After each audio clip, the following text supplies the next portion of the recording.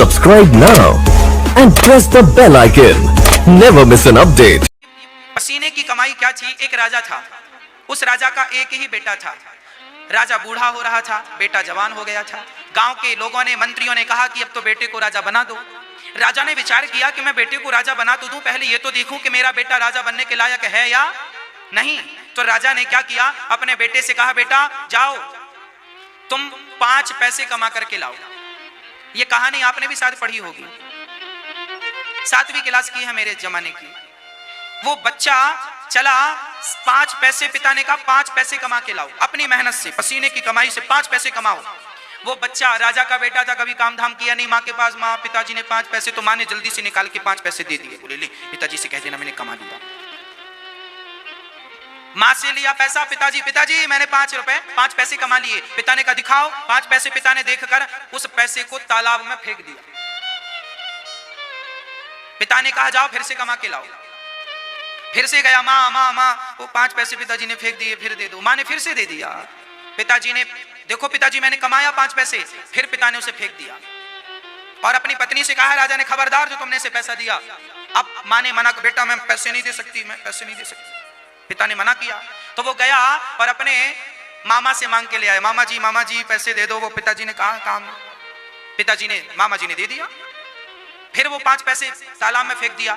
जब वो तालाब में 5 पैसे फेंकता ना तो इस बच्चे को कोई कष्ट नहीं होता था, क्योंकि वो फोकट के पैसे थे। अब क्या हुआ, राजा ने सबको खबर दे दी कि ये किसी से पैसे मांगे तो कोई देना मत, दिया तो फिर मुझसे बुरा कोई नहीं होगा। अब वो जिससे मांगे कोई ना दे, कोई नहीं दिया। अब उसको समझ में आया कि काम करना पड़ेगा। अब वो काम की तलाश में निकल गया, गांव से, नगर से काफी दूर चला गया, बहुत दूर चला गया। पिता ने कहा जब तक तू 5 पैसे कमा के नहीं लाएगा तब तक तुझे मैं भोजन नहीं दूंगा यहाँ का, जा खुद कमा और खुद खा। पिता ने घर से निकाल दिया। बेटा गया, एक लोहा गर्म था, हथौड़ा पटक रहा था लोहे पर। तो इस बच्चे ने कहा भैया बड़ी भूख लगी है, 2 रोटी दे दो। तो कुम्हार ने 2 रोटी दे दी।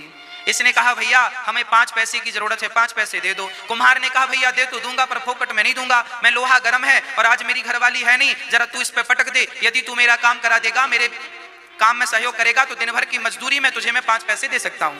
अब उस बालक ने गर्म लोहे पर हथौड़ा पटका और जब उसने हथौड़े पटके तो राजा का बच्चा था, छाले पड़ गए। पसीना खोपड़ी का पांव में चला गया, शरीर के सारे कपड़े गीले हो गए पसीने से।